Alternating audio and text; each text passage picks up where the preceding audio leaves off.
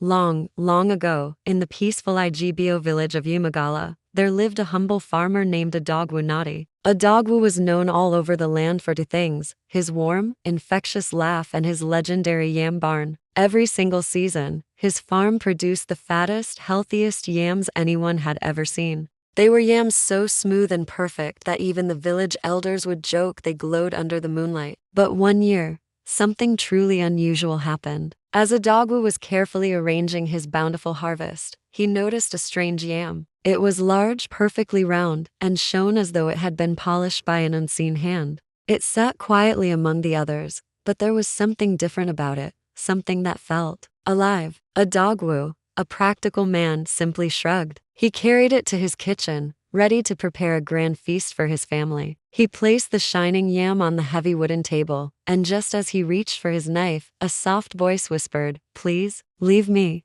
Odogwu froze solid. He whipped his head around, scanning every corner of his small hut, but he was completely alone. Thinking he must have imagined it, he touched the yam again. The voice returned, gentle but firm this time. "I am not meant to be eaten. I have a message for your people."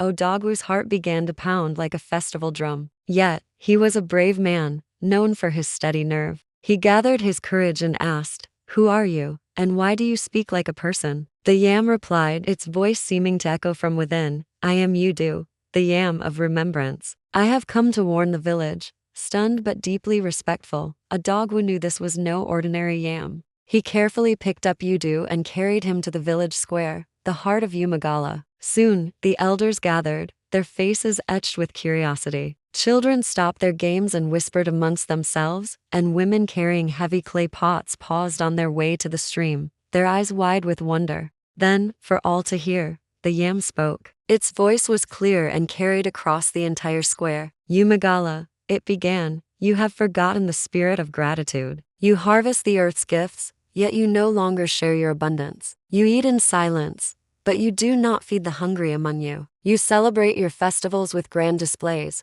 but you ignore the lonely who have no one. If a community forgets kindness, its abundance will surely fade." A heavy silence fell over the crowd. The villagers bowed their heads, the yam's words striking a chord deep within their hearts. They remembered the old traditions, the way their ancestors would share the first harvest with families who had little, how they used to check on the widows and the elderly, how no traveler ever went hungry. But over the years, in the quiet pursuit of personal wealth and pride, they had allowed these sacred values to fade, like footprints washed away by a heavy rain. The eldest of the elders, a wise woman named Niora, stepped forward, leaning on her carved walking staff. Her voice was steady and full of humility. "Udu, Yam of Remembrance," she said, "how shall we restore what we have lost? How do we find our way back?" The yam's light seemed to soften as it answered, "Begin again, share again, care again. Let kindness be your most important harvest, and the land itself will bless you in return."